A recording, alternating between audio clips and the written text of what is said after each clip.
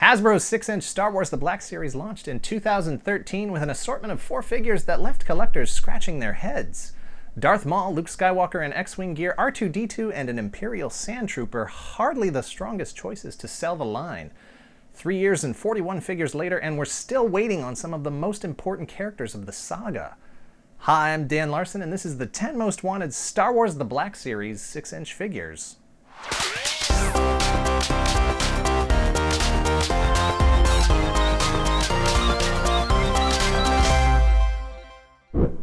Number 10 is General Grievous. From the launch of the line, Hasbro made it clear that they were going to be picking characters from all 6 films. Regardless of the character, Darth Maul was a very strong action figure in terms of sculpting, paint apps, accessories, and articulation, and demonstrated what the Black Series was capable of. With a cloth goods cape, his signature bifurcated arms, and the lightsabers of at least 4 murdered Jedi, General Grievous has the potential to be the best action figure in the line, whether you like the character or not. Number 9 is 4LOM. If you were only going to make one of the bounty hunters, clearly you would make Boba Fett. But if you make a second, then you're committed to making the entire squad. Once Hasbro released Bosk and IG-88, as far as collectors were concerned, they were obligated to make the other 3 as well. 4LOM is essentially a repainted C-3PO with a robot bug head, but it would be nice if Hasbro finally put out a well-articulated version of the character that could do more than just stand there, even though all we've ever seen him do is just stand there. Number 8 is Zuckuss. You can't have 4LOM without Zuckuss, and while there is no evidence within the films, it's widely accepted that the two are partners because they both have terrifying alien bug faces. And it's assumptions like that that make you super racist. 4LOM should come with a faux leathery coat and his signature blaster, and hey, let's make this easy for everyone and just release Zuckuss and 4LOM as a 2-pack. That's 50% less chasing him around town trying to complete the set.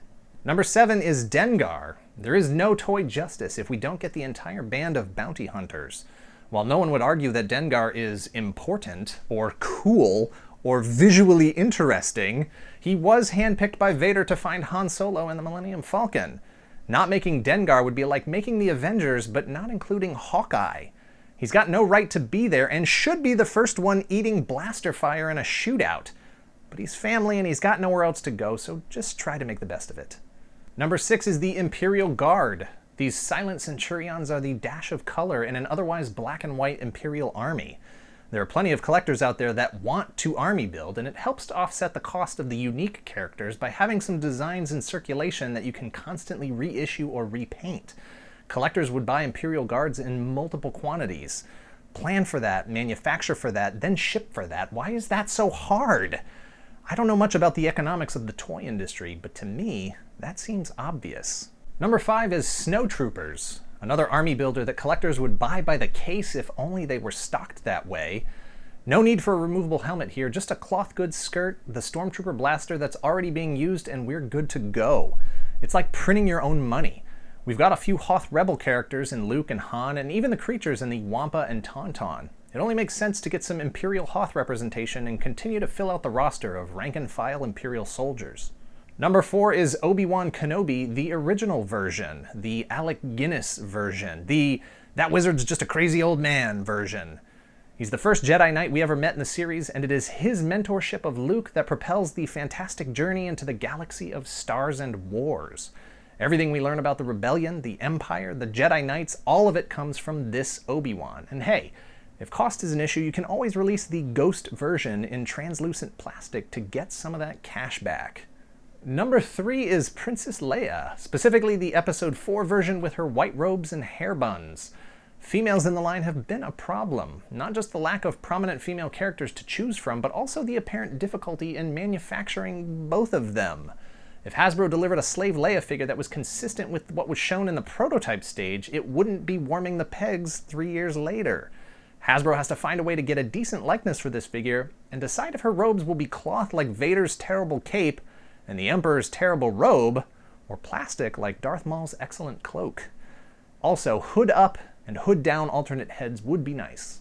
Number 2 is Lando Calrissian. There's no excuse for this line to be 41 figures deep and have no representation for Lando. I would prefer his Cloud City Administrator look, but General Calrissian or Skiff Guard would be fine too. He's the original owner of the Falcon, and let's set the record straight once and for all. He didn't betray Han, Chewie, and Leia. He did the deal with the Empire to save them. He had no idea who Luke Skywalker was and was trying to save his actual friend. Maybe if Han radioed ahead and told him about Luke Skywalker, that whole thing goes down differently. He flew the Falcon, essentially a space bus, into the second Death Star and helped destroy it. 2 movies earlier, that took a Force-sensitive pilot. If you don't consider that a non-existent debt repaid, I don't know what to tell you. And number 1 is C-3PO. Wave 1 had R2-D2, and since then we've been waiting for the pair to be reunited. They're the only 2 characters who are in all 6 movies without getting killed. What's the holdup? Is it the cost of vac metallizing his body? Is it the articulation? 3PO has always been an early figure in any Star Wars line, so why stop now? Perhaps there's a plan for him in Episode 7, and we'll be seeing him in the first wave or 2 for those figures. But for now, it's a glaring omission that begs to be addressed. That's the list. Thanks for watching. Let us know in the comments if we left out your most wanted figure, or if you think this list is right, but out of order. Be sure to like and don't forget to subscribe so you don't miss out on future lists.